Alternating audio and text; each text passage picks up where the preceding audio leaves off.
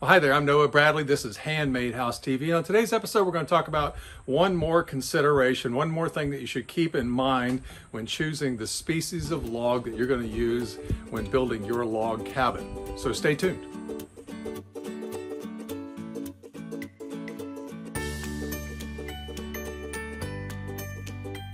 Well, all right, once again, thank you for tuning in here to Handmade House TV.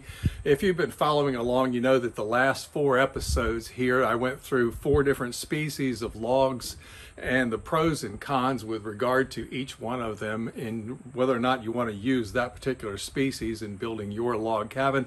And I realized that there was one feature, one characteristic that I had left out of all 4 of those, and so I thought I would cover it in one follow-up episode, and here we are today. And that's with regard to the insulative value of your logs. Now, I would not consider using this as a priority in most cases, because I've lived in a variety of log cabins through the course of my life. And I've built a lot of log cabins, and I've been in them, talked to the clients and everything else. And I can't say that anyone noticed a particular level of comfort nor a true reduction in heating cost or cooling cost of their log cabin because of the species of wood they chose. But thanks to the building code restrictions that keep getting piled upon us, one of the ones that seem to be piled the most is the R value of our homes, and it's spilled over into the log cabin industry as well. So in some cases it pays to be at least keep in mind the R value of the logs you use. Now, a simple rule of thumb to keep in mind, if you want the highest R value, if you want the greatest insulative value when it comes time to choosing your logs, it's generally the lighter the wood, the higher the R value of it is.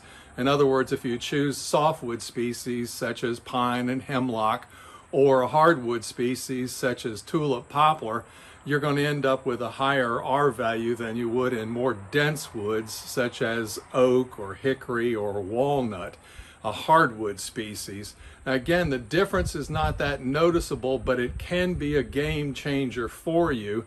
I highly recommend you just do a Google search when the time comes and find out what the R value per inch of whatever species you're using, and you'll find that it pops right up there. And I did find one particular situation where I was trying to build a log cabin, and the code required that it matches the R value laid out in the specifications, and sure enough, a 6-inch poplar log carried the R value needed, whereas the oak didn't quite give the R value that was requested by the building department.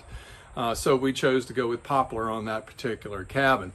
But again, I'd like to emphasize that when it comes time to living in a log cabin, what most matters the most is when you are building your log cabin is that you stop air infiltration. That's the real enemy of a log cabin.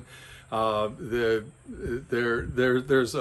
log cabins are extremely comfortable as long as you keep any air from coming in, and that's primarily revolves around how well you trim your log cabin and how well you chink your log cabin.